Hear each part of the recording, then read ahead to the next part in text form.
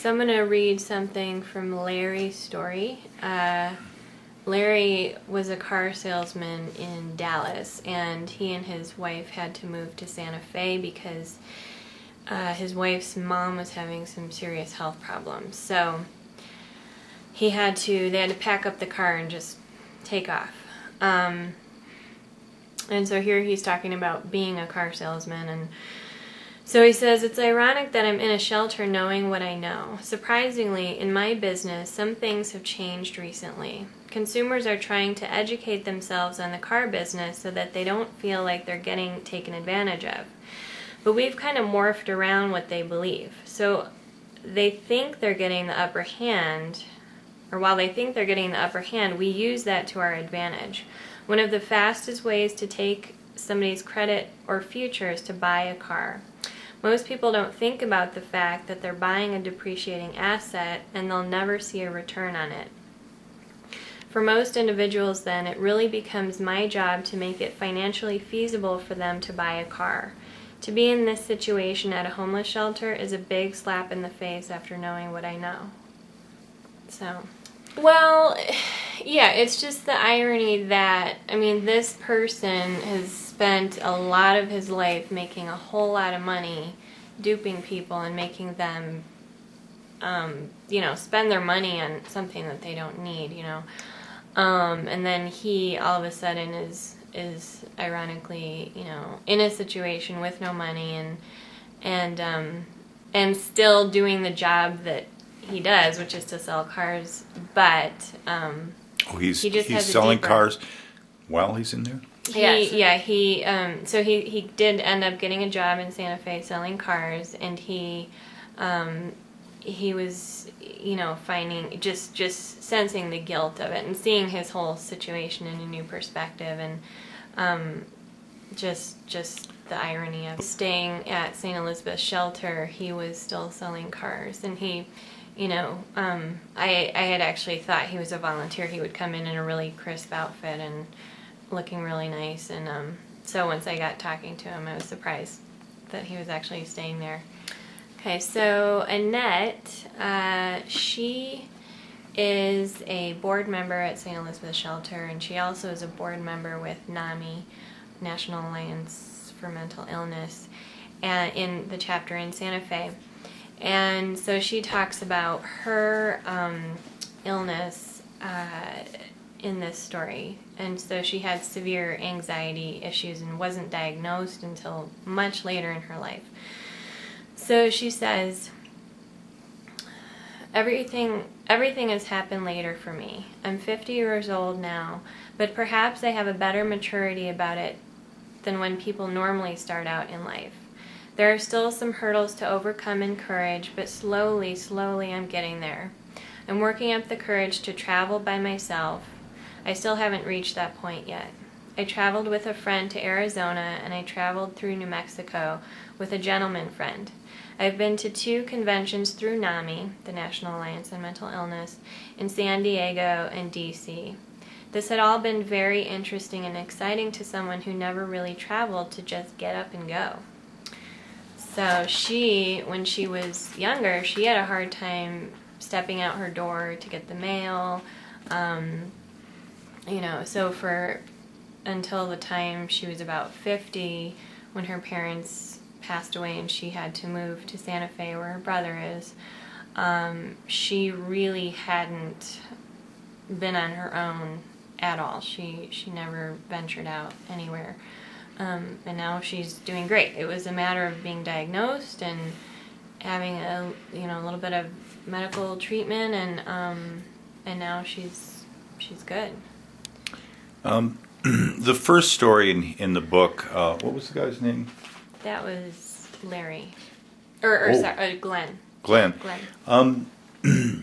I think I read that it was interviewing him which encouraged you, or he encouraged you to do the rest of the book. Right. And was there something about his story, the fact that he was so kept getting so close academically that intrigued you or really pulled you in, or do you think any of these stories, any of these interviews that you did later, could have pulled you into doing the rest of the book? Well, with Glenn's story, because, number one, he was the very first interview I did. And he also was a writer. He strived to be a writer. He had done a lot of writing in his life. He wanted to teach it. And so he had a manuscript that he lost. And, you know, this is something he'd been working on for years and years. And he lost all the files for it, the hard copy, the drive that it was on.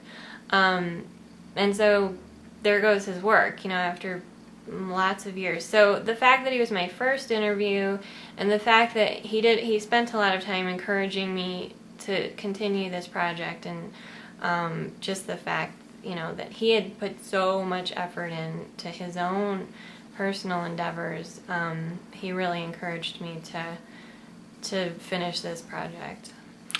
Can you read almost a random paragraph from him? I found his story so interesting personally. Yeah, he was just the way he kept getting there and then kept getting knocked down.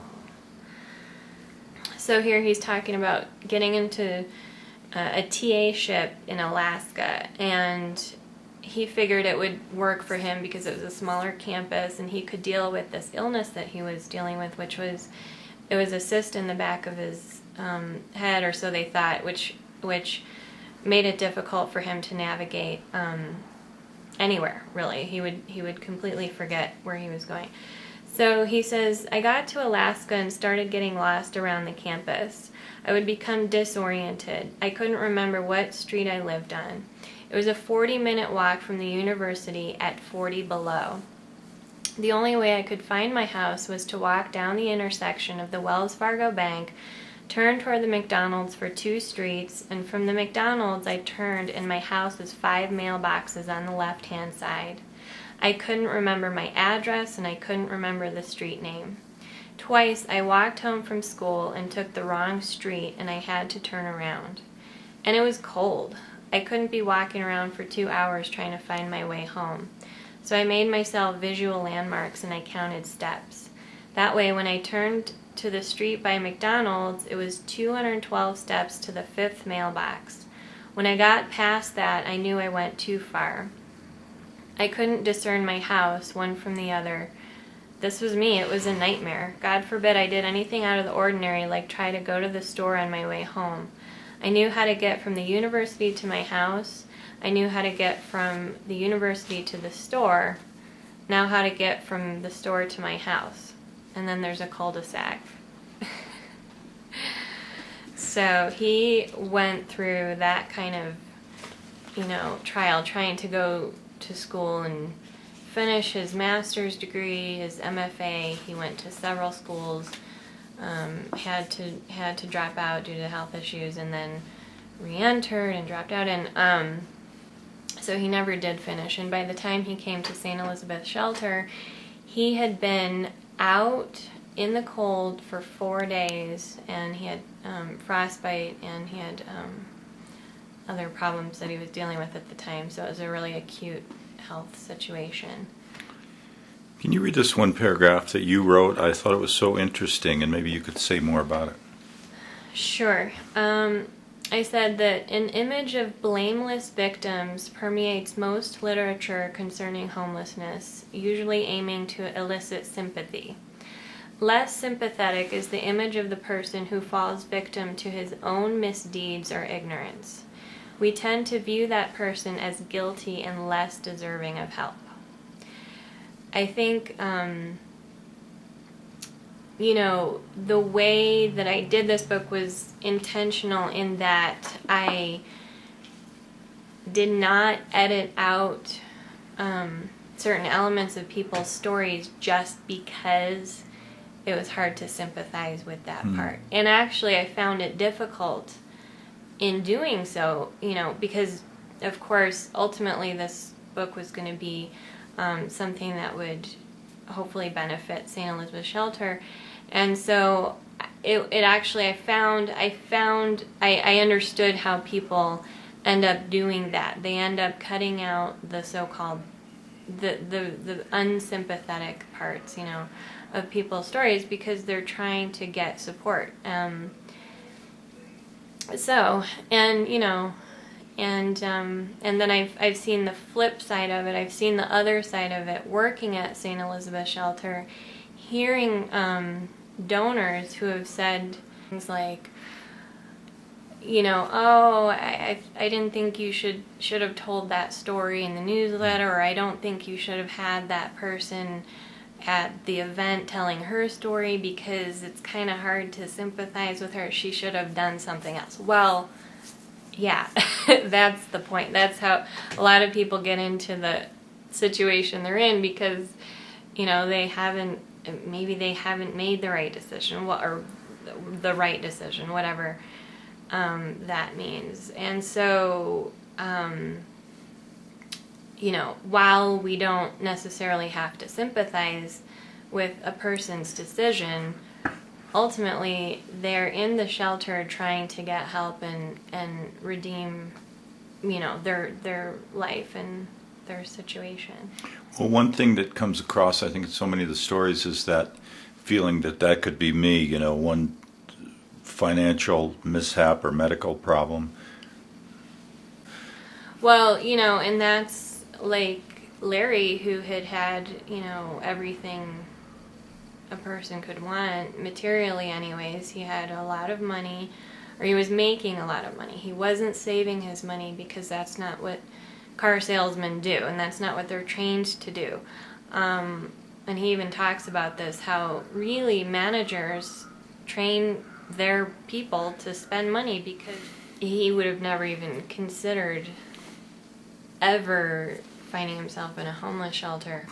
And then someone else in the book mentions that he met somebody at the shelter who was living in $1 million home, and bam, there they are in the shelter. So, you know, and somebody else mentions how a millionaire whose house burns down, they're homeless, you know, so Illness, mental illness. yeah, and then any kind of, I mean, especially in our country, I mean, you know, I'm sympathetic to the whole not having insurance situation. I understand how vulnerable people are, because if you get in a situation where you've got to spend all of your savings, all of your, you know, everything you have on some lifelong illness because you don't have insurance, or you don't have adequate insurance, which most insurance is not adequate, then there you are. You are, you know, homeless, or in poverty, living in poverty. Yeah, well, I don't know that it was just my personal upbringing. It's just my family's influence, I think, has a lot to do with it. My grandparents have always put service work at the top of their priority. You know, my grandma's been running the food pantry at her church for the past 20 or 30 years now. And my grandpa's a deacon at the church there, and they just have made the giving of themselves the #1 priority in their life.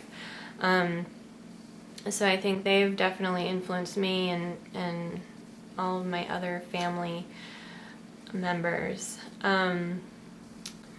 So yeah, and then my aunt, my mom was part of a commune here in New Mexico that they were had a lot of services for homeless people as well here in Santa Fe, and this is where I don't want to talk too much about, because I'm not sure about the history about it. So they had a soup kitchen, and they let people stay there, and this was before the services were. So I grew up, you know, surrounded by that influence of giving of oneself, and my aunt jokes that the Carvlin family repels money because we tend toward these professions that are all about helping people. And finally, what do you feel is really unique, without running down any other shelters, but what do you think is special about St. E's that makes you so enthusiastic about it and supportive? Well, St. Elizabeth's, I mean, a lot of, it's hard because I was working in the administration, and so I didn't work one-on-one with people. I didn't see the kind of frontline activity that goes on as much. But just from doing this book and interviewing people, I got the sense that this was really a haven for people that were staying there, because they had experienced all the shelters around the country, and I'm not saying everybody, but a lot of the people had seen what there is to offer, and a lot of times shelters can be just dangerous places, and it might get you off the streets for a night so that you don't freeze, but on the other hand, you might end up in a fight with somebody or something like that. And so St. E's, while there is criticism about turning people away who have been drinking, that is kind of a bottom line thing that they do there, which is to not, so they don't budge on that. I mean, and that keeps everybody that's staying there safe, and I think it's a necessary thing to do. So right now, while I'm not working at St. Elizabeth's anymore, I am teaching yoga, and I teach Pilates, and I do personal training, and I have a business called Sage Body Balance, which is at sagebodybalance.com, and I teach at various locations in Santa Fe. So, and I'm working on another book project. You going to tell us about what? Well, it's about, my next book project is about food and nutrition and different diets. So, but not weight loss diets.